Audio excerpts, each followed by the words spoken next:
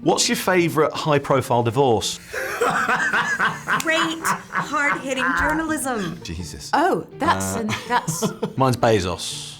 She got half the money, didn't she? So he's still bold. Anne Boleyn, all day. Whoa. Was she not beheaded? That was not a divorce. Divorced, beheaded, died. Wasn't Boleyn the subject of the Great Schism? No, he got his first wife annulled. Catherine of Aragon. There we go. Olivia, I have heard you in some interviews talking about how you're not particularly good in the kitchen, but you've played several chefs now. Has it at least meant that you've been a bit more adventurous in your cooking, whether or not it's still shit? I want to back myself a little. Okay. So I can follow a recipe. Nice. I am aware of friends of mine who would just open a fridge, see 2 onions and a rubber band and make something incredible.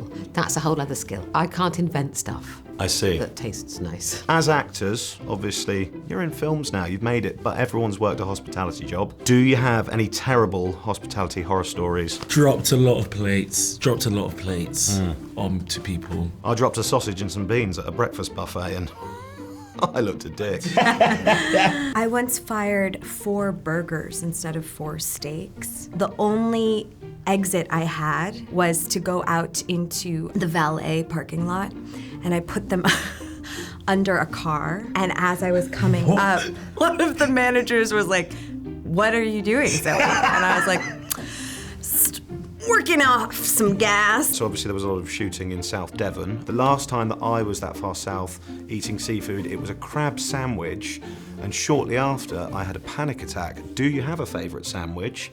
And is there a particular memory attached to it? This is fantastic stuff. I do remember a chicken pie and a vomiting. Tech rehearsal for a play. I'd had a chicken pie from a place, an establishment over the road, and then started to feel quite, you know, you go, oh, I'm sweating around the eyeballs. They sent me home, and on the way out, I had to go through the foyer of the theatre. There were people buying tickets, and I saw a bin, went, and threw up into this bin in the foyer. That's sort of like a pre-performance then, Yeah. in many ways. That's nice. I was on a date with 2 friends. I was a kid at the time. It was 2 French girls that were neighbours in this Greek village at this open-air cinema. I didn't know I had it, but I had a rumbling appendix at the time, and I'd just eaten a whole load of popcorn, having not eaten much for a couple of days. It was crammed full of kids, and they were all sitting in the aisle. So I was going out, literally kind of holding my face like this, going, I'm not going to make it out of here, I'm not going to made it out into the open air, and got outside and forgot to take my hands away from my mouth. So I just threw up and You filled them with sick.